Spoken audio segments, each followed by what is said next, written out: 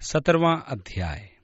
फिर वे अम्फिपुलिस और अपोलोनिया होकर थिस्सलुनीके में आए, जहां यहूदियों का एक आराधनालय था। लूका इस एक ही पद को सबसे ज्यादा मनन करता है। फिलिप्पी से अम्फिपुलिस 30 मील की दूरी पर था और 30 मील दूरी पर ही अपोलोनिया तथा 37 मील की दूरी पर थिस्सलुनीके था। इसलिए इसमें कोई शक नहीं कि थिस्सलुनीके तक लगभग 100 मील जाने के लिए उन्हें कई दिन लगाने होते थे। और दूसरी आयत में लिखा है, और पौलुस अपनी रीति के अनुसार उनके पास गया और 3 सप्त के दिन पवित्र शास्त्रों से उनके साथ विवाद किया और उनका अर्थ खोल खोल कर समझाता था कि मसीह को दुख उठाना और मरे हुओं में से जी उठना अवश्य था, और यही यीशु जिसकी मैं तुम्हें कथा सुनाता हूँ मसीह है। पौलुस ने उनके शास्त्रों को लिया और उनमें से ही उनको दिखाया कि मसीह को मरना अवश्य था। वह यशायाह 53 अध्याय तथा भजन 22 पढ़कर सुना रहा था और समझा रहा था, जहां मसीह की मृत्यु के विषय में बताया गया है। वह उन्हीं के शास्त्रों से तर्क देकर दिखाता था कि मसीह को दुख उठाना व मरना अवश्य था, और यीशु ही मसीह है जिसका हम तुम्हें प्रचार करते हैं। और चौथी आयत में, उनमें से कितनों ने और भक्त यूनानियों में से बहुतेरों ने और बहुत सी कुलीन स्त्रियों कुलीसियों ने मान लिया और पौलुस व सिलास के साथ मिल गए। कुछ यहूदियों ने विश्वास किया तथा कुछ यूनानियों की भीड़ वो कुलीन स्त्रियों में से बहुतों ने विश्वास किया, और इस प्रकार थिस्सलुनीके में एक सशक्त कलीसिया की स्थापना हुई। अधिक जानकारी के लिए आप थिस्सलुनीकियों की कलीसिया को लिखी पौलुस की दोनों पत्रियों को पढ़ सकते हैं, जो इस सेवकाई का परिणाम था। यदि हम उन पत्रियों को प्रेरितों के काम से जोड़कर पढ़ें तो सब कुछ एक साथ समझ में आता है। यदि आप पवित्र शास्त्र को एक साथ जोड़ पाते हैं तो ये काफी सहायक होता है।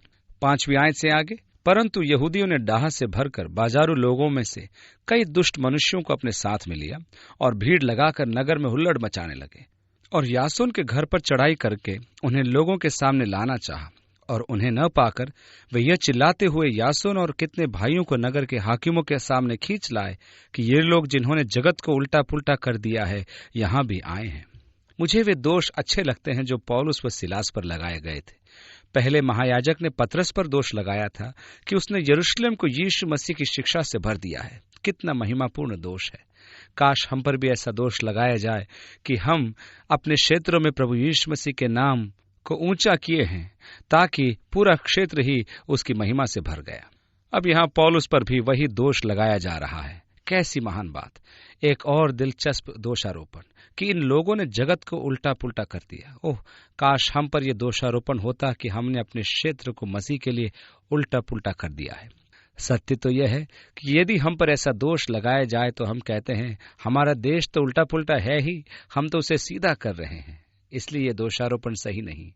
उन्हें कहना चाहिए था कि ये लोग जिन्होंने जगत को सीधा कर दिया है यहाँ भी आ गए। जो लोग शरीर के अनुसार जीते हैं और परमेश्वर की इच्छा के अनुसार नहीं जीते, उन लोगों की प्राथमिकताएं उल्टी होती हैं। वे उल्टा जीवन जीते हैं। इस उलट पुलट को हमें सीधा करना है। कलीसिया का मिशन है कि लोगों को पलटें, सीधा करें, ताकि परमेश्वर के साथ उनका सही संबंध हो और वे अपनी प्राथमिकताओं को सीधा बनाएं। 7वीं आयत से आगे, और यासोन ने उन्हें अपने यहाँ उतारा, और ये सब के सब ये कहते हैं कि यीशु राजा है और कैसर की आज्ञाओं का विरोध करते हैं। उन्होंने लोगों को और नगर के हाकिमों को यह सुनाकर घबरा दिया, और उन्होंने यासोन और बाकी लोगों से मुचलका लेकर उन्हें छोड़ दिया। अर्थात यासोन को अपनी जमानत करानी पड़ी। बाकी लोगों से मुचलका लेकर उन्हें छोड़ दिया। भाइयों ने तुरंत रात ही रात पौलुस व सिलास को बीरिया भेज दिया, और वे वहां पहुंचकर यहूदियों के आराधनालय में गए। परंतु इन लोगों ने उपदेश देना नहीं छोड़ा। और आगे लिखा है, ये लोग जो थिस्सलुनीके के यहूदियों से भले थे और उन्होंने बड़ी लालसा से वचन ग्रहण किया और प्रतिदिन पवित्र शास्त्र में ढूंढते रहे कि ये बातें यूं ही हैं कि नहीं। थिस्सलुनीके में पौलुस उनको 3 सप्ताह तक समझाता रहा। पौलुस ने बीरिया आकर वहां भी लोगों को समझाया। ये लोग थिस्सलुनीके के लोगों से भले थे। उन्होंने घर जाकर वचन को पढ़ा और जांचा कि पौलुस ठीक कह रहा है या नहीं। मैं इस बात को प्रोत्साहन देना चाहता हूँ। मैं टेलीविजन पर बहुत कूड़ा करकट आजकल सुनता हूँ, और मैं चाहता हूँ कि लोग उसे देखने के बाद अपने पवित्र शास्त्र खोलकर देखें कि क्या वो जो सिखाया जा रहा है पवित्र शास्त्र पर आधारित है कि नहीं। हाल ही में एक प्रचारक पौलुस के शरीर के कांटे की बात कर रहा था, और उसने टीवी पर बोला, बाइबल में और कहाँ कांटे का जिक्र है? पौलुस का कांटा क्या था? लोग कहते हैं कि वह एक शारीरिक कमजोरी थी, परंतु और कहां बाइबल में हम कांटा शब्द पाते हैं। मत्ती के अध्याय में बीज बोने वाले के दृष्टांत पर मनन करें तो हम पाते हैं कि वहां पर कांटों का अर्थ क्या है। वे इस जीवन की चिंताएं थे और धन का धोखा और दूसरी वस्तुओं का लोभ। इसलिए पौलुस का कांटा इस जीवन की चिंताएं थी। वह अपने आप में इतना डूब गया था, ऐसा यह व्यक्ति सिखा रहा था। बिल्कुल गलत। बाइबल की महान व्याख्या, परंतु अपनी अनुक्रमणिका उठाएं और आप पाएंगे जिस कांटे का जिक्र पौलुस कर रहा है वह टेंट की खूंटी था, और मत्ती में जिस कांटे का जिक्र है वह एक छोटा कांटा था जो झाड़ी में होता है। एक तंबू की खूंटी के लिए यूनानी के भिन्न शब्द हैं, परंतु प्रचारक अपनी शिक्षा बना रहा है कि किसी को भी बीमार नहीं होना चाहिए, और यदि वह सत्य है तो पौलुस बीमार नहीं हो सकता था, और परमेश्वर की यह इच्छा कभी नहीं कि उसकी संतान दुख उठाए। दुख उठाना कभी परमेश्वर की इच्छा से नहीं होता, ऐसा ये लोग सिखाते हैं। गलत शिक्षाओं पर हमारा ध्यान नहीं जाना चाहिए, और यदि हम सुनते भी हैं तो हमें पवित्र शास्त्र में उसके अर्थ को ढूंढकर सही अर्थ निकालना चाहिए। बीरिया वासियों की तरह बने जो थिस्सलुनीके वालों से भले थे। घर जाकर पवित्र शास्त्र को खोजे कि ये बातें उसी प्रकार हैं या नहीं, और जो भला हो उसे पकड़े रहें।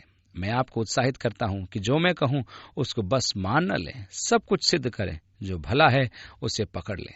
सो उनमें से बहुतों ने विश्वास किया। क्यों? क्योंकि उन्होंने पवित्र शास्त्र को खोजा और ठीक पाया। उन्होंने पौलुस की शिक्षा की तुलना वचन से की, और कुलीन स्त्रियों में से और पुरुषों में से बहुतेरों ने विश्वास किया। एक बार फिर बीरिया में एक अच्छा काम स्थापित हुआ, किंतु जब थिस्सलुनीके के यहूदी जान गए कि पौलुस बीरिया में भी परमेश्वर का वचन सुनाता है, तो वहां भी आकर लोगों को उकसाने और हलचल मचाने लगे।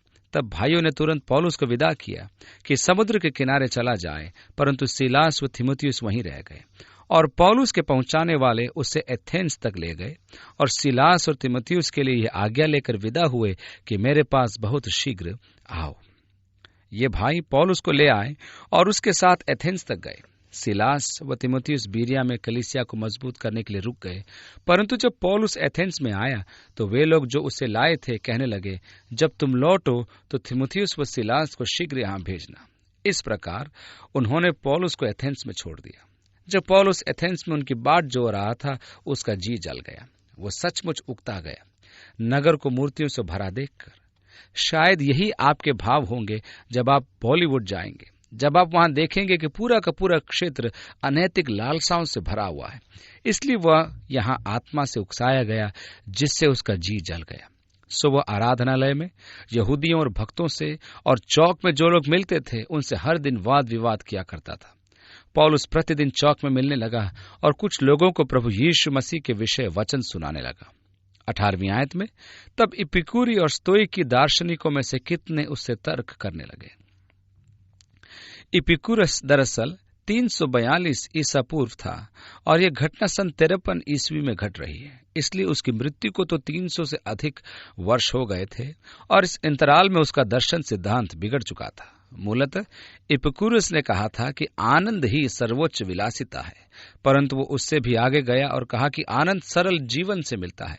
जितने जटिल हमारे जीवन हो जाएंगे, उतने ही अधिक हम उन बातों में फंसते जाएंगे। जितनी अधिक संपत्ति हमारे पास होगी, उतनी ही अधिक उसकी चिंता बढ़ेगी। यदि मनुष्य सरल जीवन जी सकता है तो वह आनंद की कुंजी है, और आनंद सबसे बड़ी विलासिता है। डायगोनोसिस जो इपिकुरिन दर्शन का अनुयायी था, इपिकुरुस से बड़ा संतुष्ट व आनंदित रहता था, क्योंकि उसके पास एक टब के अतिरिक्त कुछ न था जिसमें वो बैठा रहता था। और सिकंदर महान डायगोनिस से प्रभावित था, क्योंकि सिकंदर महान ने सारा संसार जीत लिया था, फिर भी वह अशांत था। उसने शपथ ली कि जीवन भर डायगोनिस का अनुयायी बना रहेगा। इस पर डायगोनिस ने उसे 2 मछलियां दी और कहा, इनको 2 हफ्ते तक लिए फिरो और तब मेरे शिष्य बन सकते हो। और सिकंदर महान गुस्सा हो गया और इस व्यक्ति की मूर्खता पर बड़बड़ाता गया। डायगोनिस ने अपना सिर हिलाकर कहा, बस कितनी शर्म की बात है, इतनी बड़ी भक्ति 2 सड़ी मछलियों के कारण छोड़ दी। करते करते उन्होंने स्वयं को अनैतिक आनंद के हाथ में छोड़ दिया।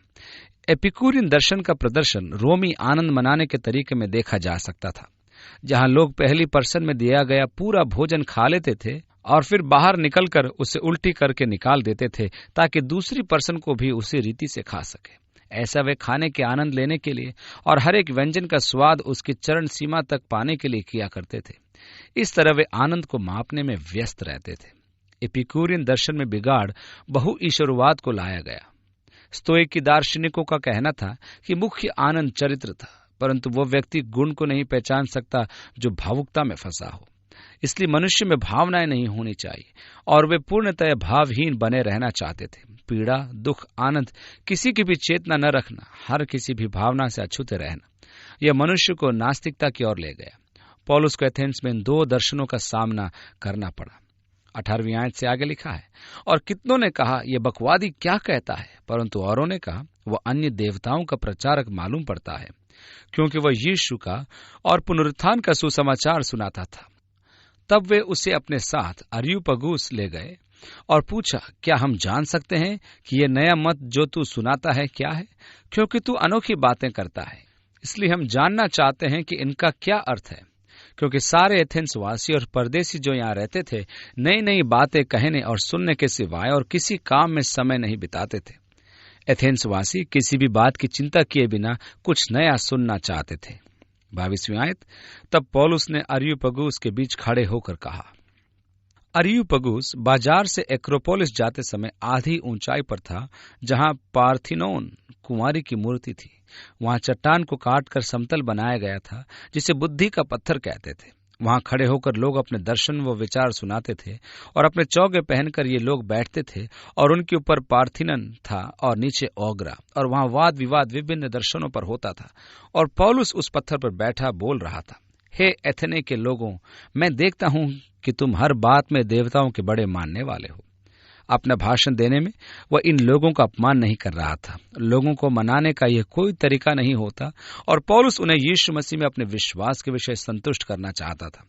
पौलुस ने उनसे कहा, तुम बड़े धार्मिक हो, जो अथेना में प्रत्यक्ष है। जो यात्री एथेंस में आते थे वो कहते थे कि नगर में लोगों से अधिक देवता थे, क्योंकि प्रत्येक गली के नुक्कड़ पर उनका एक देवता था और फिर पूरा क्षेत्र देवताओं से भरा था। संगमरमर, चांदी व सोने की मूर्तियां बनी थी जिनकी लोग उपासना करते थे। वहां बहुत से भव्य मंदिर थे, जिनमें से कुछ के खंडर आज भी हमें उस समय की शान को याद दिलाते हैं। 23वीं आयत में आगे, क्योंकि मैं फिरते हुए तुम्हारे पूजने की वस्तुओं को देख रहा था। ये लोग रुकते व भिन्न देवताओं की उपासना करते थे। लोगों की भक्ति देखना काफी रुचिकर होता है। मुझे भी मेक्सिको के लोगों की भक्ति देखना आकर्षक लगता है, क्योंकि वहां पर संतों की भक्ति भिन्न तरीके से की जाती है। वहां आराधनालयों में लोगों के शरीरों को बक्सों में रखकर सुरक्षित रखा जाता है और लोग घुटनों पर आकर रो रो कर प्रार्थना करते हुए अपने संत से चमत्कार करने की याचना करते हैं। मुझे मुसलमानों को देखना रुचिकर लगता है जब वे अपने पांव धोते हैं और अपने मोटे कपड़ों से पोंछकर बाहर निकलकर पूरब की ओर दंडवत करते हैं। और पौलुस उनकी भक्ति को देखकर कहता है, तो एक ऐसी वेदी पाई जिस पर लिखा था, अनजाने ईश्वर के लिए। 200 वर्ष के बाद एक खोजी जो एथेंस से गुजरा वह इतिहासकार पासोलिनियस था और वह अपनी पुस्तकों में एथेंस की मूर्तियों की संख्या के विषय लिखता है। लोगों से अधिक वहां देवता थे। अपने इतिहास की पुस्तक में एथेंस का वर्णन करते हुए वह इस अनजाने परमेश्वर की वेदी का भी जिक्र करता है। दरअसल उसने 3 चीजों का जिक्र किया। यूनानियों ने जहां तक वे अपने दिमाग को दौड़ा सकते थे सबको ईश्वरत्व का पद दे दिया था। उन्होंने प्रकृति की शक्तियों को, मनुष्य की भिन्न भावनाओं को और भिन्न विचारों को ईश्वरत्व का पद दे दिया था। कला का देवता, बढ़इयों का देवता, राजमिस्त्रियों का देवता, युद्ध का देवता, शांति का देवता, प्रेम का देवता, घृणा का देवता, ईर्ष्या का देवता इत्यादि। और कुछ लोगों ने बेशक सोचा कहीं हम किसी को भूल न गए हों और किसी को छोड़ न दें, इसलिए उन्होंने ये भी लिख दिया, अनजाने ईश्वर के लिए। 23वीं आयत, सो जिसे तुम बिना जाने पूछते हो, मैं तुम्हें उसका सुसमाचार सुनाता हूं। रुचिकर है, पौलुस वहां से आरंभ करता है जहां वे थे। तुम बड़े धर्मी लोग हो, ये मैंने देखा है। और नीचे अगोरा में मैंने उस छोटी वेदी को देखा जो अनजाने ईश्वर के लिए है। उसी परमेश्वर के बारे में तुमसे बात करना चाहता हूं। और उस अनजाने ईश्वर के बारे में उसने उन्हें क्या बताया? उसने कहा, तुम बिना जाने उसे पूजते हो। आज कितने लोग बिना जाने परमेश्वर को पूजते हैं। आपको याद होगा कि यीशु ने सामरी स्त्री से कहा, परमेश्वर आत्मा है और जो उसकी उपासना करते हैं आत्मा व सत्य से उसकी उपासना करें। परंतु लोग अभी भी अनजाने में उसकी उपासना करते हैं। जिस परमेश्वर ने पृथ्वी और उसकी सब वस्तुओं को बनाया वो मनुष्य की सृष्टि नहीं है, उसने मनुष्य की सृष्टि की है। जिन देवताओं की तुम उपासना करते हो उनसे वो कहीं बड़ा है। काश आज भी लोग इस सत्य को पहचानते। यद्यपि अंदाजे बताते हैं कि अमेरिका में अधिकतर लोग परमेश्वर पर विश्वास करते हैं, मैं ये कहने का साहस करता हूं कि अमेरिका के अधिकांश लोग भौतिकवाद की उपासना करते हैं। वे परमेश्वर पर विश्वास रखते होंगे, परंतु वे परमेश्वर की उपासना नहीं करते। वे मनुष्य की सृष्टि की उपासना करते हैं, उन वस्तुओं की जिनकी सृष्टि मनुष्यों ने की है, वे उपासना करते हैं, न कि परमेश्वर की। 24वीं आयत में, वह स्वर्ग और पृथ्वी का स्वामी होकर, यह अनजाना परमेश्वर सब पर राज्य करता है। वह स्वर्ग व पृथ्वी का प्रभु है। और आगे लिखा है, हाथ से बनाए हुए मंदिरों में नहीं रहता। जिस मंगल पहाड़ी से पौलुस बोल रहा था, ठीक उसके नीचे अगोरा के अंतर में डोरिकास का एक वैभवशाली मंदिर था, जो निर्माण कला के वैभवशाली प्रदर्शन के रूप में आज तक खड़ा है। अगोरा के अंत में 1.5 या 2 ब्लॉक की दूरी पर वो जूनियों का मंदिर था, जिसके खंडर आज भी खड़े हैं। जहां पौलुस खड़ा था, उसके ऊपर वहां एथेना देवी का महान मंदिर था और एक्रोपोलिस में दूसरे अद्भुत मंदिर थे। पौलुस ने बोला, परमेश्वर, अनजाना परमेश्वर, वो मंदिरों में नहीं रहता। यह रुचिकर है, जब सुलेमान ने परमेश्वर के लिए मंदिर बनवाया और जब उसे परमेश्वर को समर्पित किया, तब उसने कहा, ओह परमेश्वर, हम जानते हैं कि स्वर्गों के स्वर्ग भी तुझे समा नहीं सकते। हम जानते हैं कि तू कैसे आकाशमंडल को भरता है। हमने दरअसल यह तेरे रहने के लिए नहीं बनाया है। दूसरे शब्दों में, यह नहीं कि परमेश्वर किसी और स्थान को छोड़कर इसमें रहेगा। वो आकाशमंडल में रहता है, उससे तो आकाशमंडल भरा हुआ है। परंतु परमेश्वर, हम तुझसे स्थान पर मिला करेंगे। यह वह स्थान हो जहां हम आकर तुझसे मिल सके। हम सब कुछ हद तक ये सोचने के दोषी हैं कि परमेश्वर किसी एक स्थान पर दूसरे स्थान से अधिक रहता है, जैसे सचमुच परमेश्वर यहाँ अधिक है और सड़क में कम।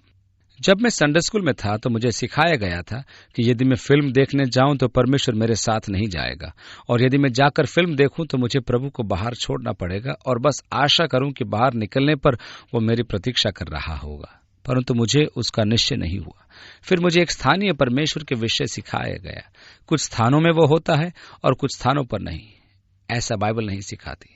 किसी वस्तु का प्रयोजन न रखकर मनुष्यों के हाथों से सेवा लेता है। वो मनुष्य के हस्तकला की मूर्तियों के द्वारा नहीं पूजा जाता, वो प्रतिमाओं के द्वारा नहीं पूजा जाता। सारे चर्च भी आज इस बात पर विश्वास नहीं करते। पौलुस बता रहा है, उसकी उपासना भव्य वेदियों पर जो सोने से मढ़ी हों नहीं होती। वह सुंदर भवनों में उपासना करवाना नहीं चाहता। आप तो वहां पेड़ के नीचे भी उसकी आराधना कर सकते हैं। आप घर में अपने पलंग के पास, रसोई के मेज पर बैठकर या समुद्री तट पर रेत पर बैठकर उसकी उपासना कर सकते हैं। दरअसल समुद्र के रेत पर बैठकर उस अनुकूल वातावरण में परमेश्वर की उपासना करना मुझे अच्छा लगता है। वो मनुष्य के हाथों के कामों द्वारा उपासना नहीं चाहता, न किसी वस्तु का प्रयोजन रखकर।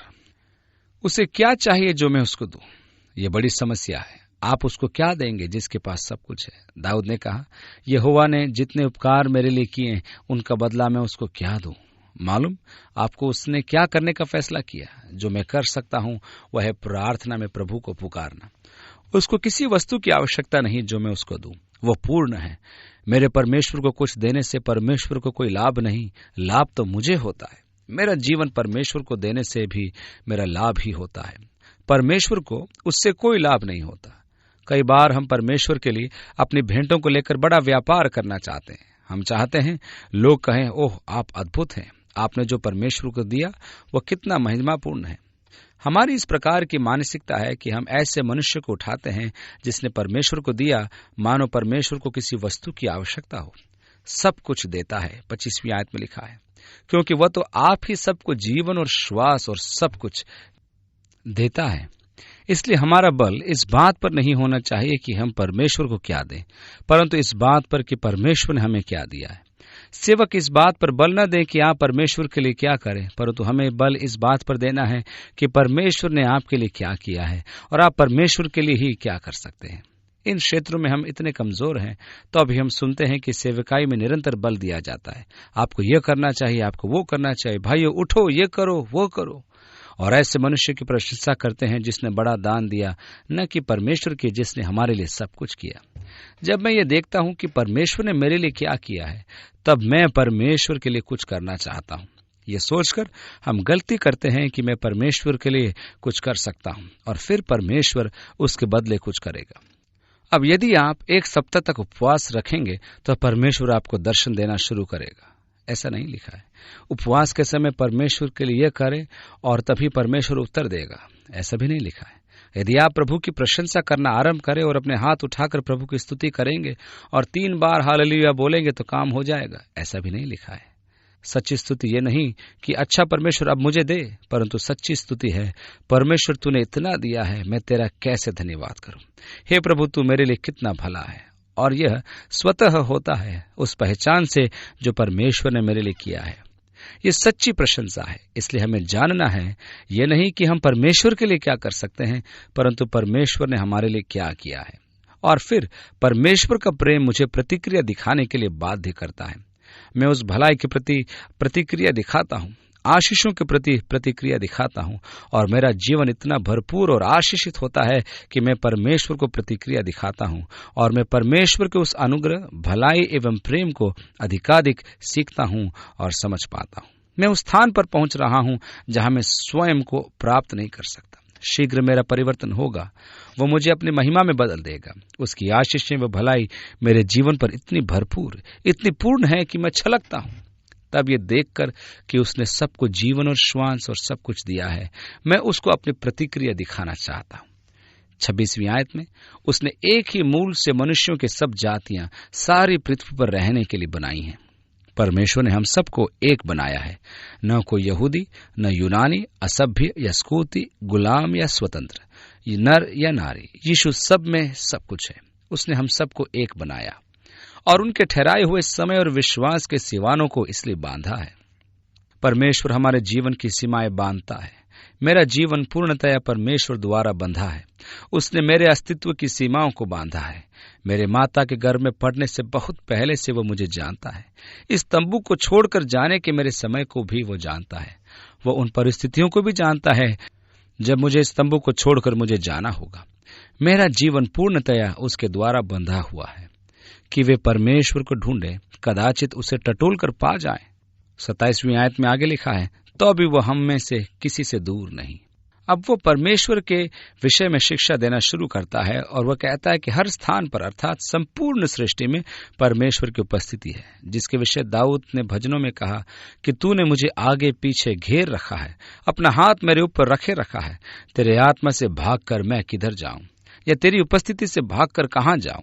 यदि मैं स्वर्ग में चढ़ जाऊं तो तू वहां है, यदि मैं नरक में बिस्तर बिछाऊं तो देख तू वहां भी है। यदि मैं प्रातः के पंख लगाकर समुद्र के सुदूर भागों में रहूं, वहां भी तेरा हाथ मेरी अगुवाई करेगा, क्योंकि वह तुम में से किसी से दूर नहीं। 28वीं आयत, क्योंकि हम उसी में जीवित रहते और चलते फिरते और स्थिर रहते हैं। मैं परमेश्वर द्वारा पूर्णतया घिरा हुआ हूं। अपने अस्तित्व के लिए मैं पूर्णतया उस पर निर्भर हूं। मैं उसी में वास करता हूं। परमेश्वर मेरे जीवन को संभालता है, मैं उस पर निर्भर हूं। मैं परमेश्वर में चलता फिरता हूं। कहीं भी जाऊं वो वहां है, मैं उसमें, वो उसके द्वारा ही अस्तित्व में हूं। 28वीं आयत में आगे, जैसे तुम्हारे कितने कवियों ने भी कहा है कि हम तो उसके वंश भी हैं। और ये एरेटस और एक्लेंथीस के लेखों में भी है। ये दोनों यूनानी कवि हुए थे जिन्होंने कहा कि हम परमेश्वर के वंश से हैं, और पौलुस कहता है कि वे कवि ठीक कहते थे। 29वीं आयत में आगे, सो परमेश्वर का वंश होकर हमें यह समझना उचित नहीं कि ईश्वरत्व सोने या रूपे या पत्थर के समान है, जो मनुष्य की कारीगरी और कल्पना से गढ़े गए हैं। हम परमेश्वर की संतान हैं, परमेश्वर हमारी संतान नहीं है। हम अपने ईश्वर को स्वयं नहीं बना सकते, यद्यपि मनुष्य ऐसा करता है। मनुष्य परमेश्वर के संतान है। आदि में जब परमेश्वर ने मनुष्य की सृष्टि की तो उसने मनुष्य को अपनी समानता व स्वरूप में बनाया था, परंतु मनुष्य का पतन हुआ, वो परमेश्वर की समानता से गिर गया, और आज हम चारों ओर मनुष्य को उसकी पवित्र अवस्था में देखते हैं। वो परमेश्वर की समानता में बनाया गया था, परमेश्वर के रूप में बनाया गया था, परंतु उसका पतन हो गया। जब पवित्र आत्मा अपने कार्य को मेरे जीवन में पूरा कर लेगा, तब मेरा पुनः स्थापन परमेश्वर के रूप में पूरा हो जाएगा और मैं निर्दोष उसके सामने खड़ा होऊंगा। ये बड़े आनंद की बात है। ये परमेश्वर का कार्य है। मैं परमेश्वर की संतान हूँ। यूनानी कवियों ने इस बात को पहचाना, इसलिए हम परमेश्वर को कोई निष्प्राण प्रतिमा न समझें जो न देख सकती, न बोल सकती, न चल सकती है, जो संगमरमर, सोने या चांदी से बनी हो और यहाँ कोने में खड़ी है, जिसके पास लोग आकर दंडवत व आराधना करते हैं। आप परमेश्वर को वह न समझें, क्योंकि आप जीवित परमेश्वर की संतान हैं। 30वीं आयत में, इसलिए परमेश्वर ने अज्ञानता के समयों पर ध्यान नहीं दिया। ये अज्ञानता की अनदेखी। पौलुस ने कहा कि आप अनजाने में उसकी आराधना करते हैं, और परमेश्वर ने अपने विषय उस अज्ञानता की अनदेखी की। पर अब हर जगह मनुष्यों को मन फिराने की आज्ञा देता है। जब इज़राइल जाति पर परमेश्वर का प्रकाशन सीमित था, तब उसने अपने विषय अन्य जातियों की अज्ञानता की उसने अनदेखी की, परंतु अब से आगे मनुष्य की वह अज्ञानता की अनदेखी न करेगा। आपके पास परमेश्वर के प्रति अज्ञानी होने का कोई बहाना नहीं है। वे जो ये मानते हैं कि भौतिक संसार से परे कुछ नहीं, अब उनके पास इस विचार के लिए कोई बहाना नहीं है। अब परमेश्वर को जाना जा सकता है, क्योंकि कोई भी मनुष्य जिसमें सच्ची बुद्धि है वो परमेश्वर के बारे में अज्ञान नहीं रह सकता। परमेश्वर ने एक समय चाहे मनुष्य की अज्ञानता की अनदेखी की हो, परंतु अब एक ऐसा समय नहीं होगा। अब परमेश्वर को जाना जा सकता है। परमेश्वर ने स्वयं को यीशु मसीह के द्वारा प्रकट कर दिया है, और यह प्रकटीकरण आप तक पहुंचाया गया। इसलिए आपके पास कोई बहाना नहीं है। आप परमेश्वर को जान सकते हैं, और आपको उसे जानना भी चाहिए। परमेश्वर को न जानने का कोई बहाना नहीं। बेशक परमेश्वर को जानना उस महान ज्ञान का एक भाग है जो मनुष्य कभी प्राप्त कर पाए। परमेश्वर को जानना वह सबसे महत्वपूर्ण ज्ञान जो मनुष्य कभी प्राप्त कर सकता है। आप भिन्न विषयों का अध्ययन कर सकते हैं, परंतु आप में से कोई भी जो सबसे महत्वपूर्ण विषय का अध्ययन कर सकते हैं वह है धर्म विज्ञान, अर्थात परमेश्वर को जानना, परमेश्वर के सत्य को जानना। 31वीं आयत में लिखा है, क्योंकि उसने एक दिन ठहराया है जिसमें वह उस मनुष्य के द्वारा धार्मिकता से जगत का न्याय करेगा जिसे उसने ठहराया है, और उसे मरे हुओं में से जिलाकर ये बात सब पर प्रमाणित कर दी है। परमेश्वर ने एक न्याय दिवस ठहराया है जिस दिन यीशु मसीह न्याय करेगा। यह वह मनुष्य है जिसको इस कार्य के लिए अभिषेक किया गया है। 31वीं आयत में आगे, जिसे उसने ठहराया है और मरे हुओं में से जिलाकर यह बात सब पर प्रमाणित कर दी है। परमेश्वर ने कहा और अपनी बात को पुनरुत्थान द्वारा प्रमाणित किया, और इस प्रकार न्याय का दिन सबके लिए आ रहा है। और इसलिए परमेश्वर कहता है कि मन फिराओ और बुरे कामों से फिरो या मुड़ो। मरे हुओं के पुनरुत्थान की बात सुनकर कुछ तो ठट्टा करने लगे। सुसमाचार की ये दो सामान्य प्रतिक्रियाएं हैं। कुछ हैं जो यीशु मसीह के सुसमाचार का ठट्टा करते हैं, और कुछ हैं जो टाल कर कहते हैं, हाँ रुचिकर है, कभी फिर सुनेंगे। उस पश्चाताप को टालना, फैसला लेने को टालना, परंतु सावधान कहीं वह ज्यादा न टल जाए, क्योंकि अब परमेश्वर ने आज्ञा दी कि मनुष्य सब स्थानों पर पश्चाताप करे, क्योंकि वह दिन आ रहा है जबकि परमेश्वर यीशु मसीह द्वारा लोगों का न्याय करेगा। इस पर पौलुस उनके बीच से निकल गया। अब ये बड़ी बात है कि जहां पौलुस का सताव होता था, जहां वे उसे बंदीगृह में डालते थे, जहां उसे पीटते थे, वह दोबारा पौलुस उनमें प्रचार करने को तैयार रहता था। परंतु यह व्यवहार बड़ा रुचिकर है, लेकिन ऐसे लापरवाह व्यवहार पर पौलुस के पास कहने को और कुछ नहीं था। वो सुअरों के आगे मोती डालना नहीं चाहता था। मैंने तुम्हें संदेश दे दिया है, मैंने साक्षी दे दी है, बस। मैं सोचता हूं यह सुस्ती का सबसे बुरा उदाहरण होगा। सचमुच वो व्यक्ति जो क्रोध में आकर आप पर चिल्लाता है क्योंकि आपने उसे प्रभु के विषय में साक्षी दी, उस व्यक्ति की तुलना में जो कहता है वो उद्धार के अधिक निकट है, बहुत अच्छा है, और मैं बहुत खुश हूं कि तुम्हें वो मिल गया जिससे तुम उद्धार के निकट आ सको। 34वीं आयत में, परंतु कई एक मनुष्य उसके साथ मिल गए और विश्वास किया, जिनमें दियुनुसियुस अरियुपगुस था और दमरिस नाम एक स्त्री थी, और उनके साथ और भी कितने लोग थे। जैसे कि कलीसियाई इतिहास बताता है कि एथेंस में कलीसिया स्थापित हुई और कुछ आरंभिक कलीसियाई अगुवे एथेना की कलीसिया से आए, परंतु वहां जाकर पौलुस ने कलीसिया की स्थापना नहीं की थी, बल्कि कुरिन्थ को चला गया। और यदि आप सचमुच इसकी पृष्ठभूमि जानना चाहते हैं तो कुरिन्थियों की कलीसिया को लिखी पौलुस की पत्रियां पढ़िए। इस अध्याय के अंत में हम देखते हैं कि वो इफिसुस को गया। यहाँ इफिसियों की पत्री आपकी सहायता करेगी। आपको इसे अधिक से अधिक पढ़ना पड़ेगा, परंतु उससे परेशान न होइए। क्या ये शर्म की बात नहीं कि कितना समय हम मूर्खता के ट्यूब यानी कि टेलीविजन के सामने बिताते हैं। मैं सोचता हूं कि आज की दुनिया में विचारों की हीनता लाने में इसका बहुत बड़ा योगदान है, और साथ ही संपर्कों को तोड़ने में और मनुष्य को सुस्त बनाने में भी इसका अच्छा खासा योगदान है। आज मनुष्य यदि किसी चीज से संबंधित है तो वो टेलीविजन है। कितनी शर्म की बात है। अब वो बातें करने की और संबंध बनाने की कला भी नहीं सीखता। हम कितना समय बर्बाद करते हैं। मैं आपसे कहना चाहता हूं, यदि इस सप्ताह आप टीवी छोड़ दें और जब उसे खोलने की परीक्षा आए तो बाइबल खोल लें और कुरिन्थियों और गलातियों की पत्री, थिस्सलुनीकियों व इफिसियों की पत्रियां पढ़ें, तो मैं कह सकता हूं कि इतवार तक आप स्वयं को महान आत्मिक उन्माद में पाएंगे। मैं कह सकता हूं कि आप शायद उस दिन चर्च में भी आएंगे। ये शायद आपका वर्ष का सबसे अच्छा सप्ताह होगा और आप फिर चकित होंगे कि यह सप्ताह इतना अच्छा कैसे निकला। आप अंदाजा नहीं लगा सकते कि आप अपने शरीर का नहीं, आत्मा का पोषण कर रहे थे, और यदि आप आत्मा का पोषण कर रहे थे तो आत्मा से अनंत जीवन को पाएंगे भी। यदि आप शरीर का पोषण करेंगे तो देह से तो आप स्वास्थ्य को प्राप्त करेंगे। ओह, यह एक अच्छा विचार था। आप मुझे न्यायाधीश के सामने ले जा सकते हैं, पीट सकते हैं, जो चाहे कर सकते हैं, परंतु यह अच्छा विचार है। इसका प्रयोग करके देखें, शायद आपको अच्छा लग जाए। टीवी कम देखें, प्रभु का वचन ज्यादा पढ़ें। प्रभु आपको आशीष दे। प्रभु आपके साथ हो।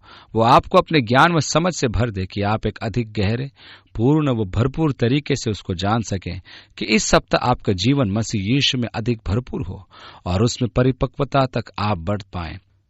जब परमेश्वर अपने आत्मा द्वारा उसको पुनः स्थापित करता है जो पतन के कारण खो गया था, तो आपके आचरण में और उसके साथ संबंध में परमेश्वर आपको आशीष दे। काश हमारे साथ और हमारे मनों में ये वचन सदा बना रहे। यीशु के नाम में आमीन।